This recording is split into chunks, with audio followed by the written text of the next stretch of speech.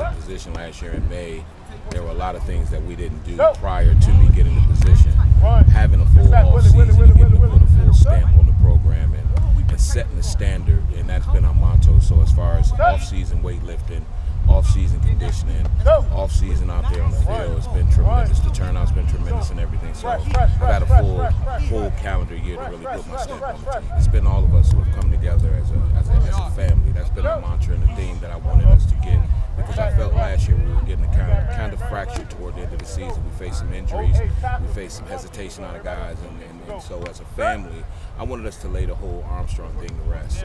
It was what it was. Those guys came out and had a great game, but we take full blame for that. So making sure that we are prepared. This off season in the spring, we didn't do any installation. Our whole off season was about developing our backup. So we just did complete individuals and skills. We worked on our guys, backers, wide receivers, to develop our backups and make sure our units were strong. That was a first for me. It was something that I went to a Glazier clinic and in January, coaches clinic, and speaking to a couple of coaches, I felt like that's what we would. That a couple of coaches from North Carolina, South Carolina, who were perennial state champions, who play with the same type of numbers we do, and put a heavy emphasis on developing our backups and making sure that our guys are ready to go. Because last year when we had to throw guys in that game, they just weren't ready, and that's a reflection of myself and the coaches. So we took that upon ourselves to change that this year. There's always someone who wants to put an asterisk next to anything that we try to do. We were undefeated, but then they want to talk about strength of schedule. We had the number 6 defense in the state,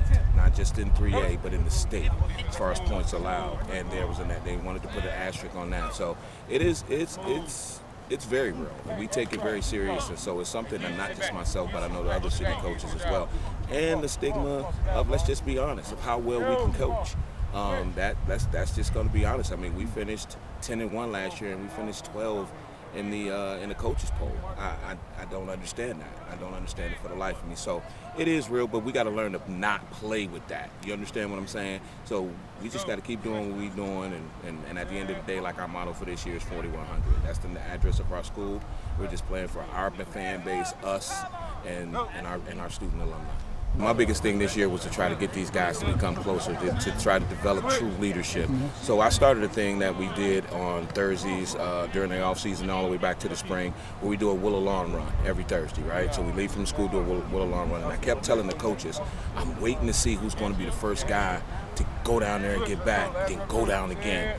And slowly but surely, I mean, like our Rashad Cherry, our returning all-Metro, all-region player from last year, was the first to do it. And then, I mean, it got to the point where, like last week, Sean, we literally had every guy on our team go down more than once, and some of the guys had did it 4 times. Rashad was coming back getting linemen and running at their paces to take them down. So when I tell you, as a team and as a coach, when you see that kind of camaraderie, you know those are guys that are going to be on the field and that are going to play for each other.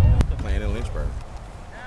It is what it is. We're not selling for anything else. It's not, we want to get back at Armstrong. No, Lynchburg. That's where we're going. That's our goal, and that's what we've been working for. And but we're taking it one game at a time. But we want to be in Lynchburg in December.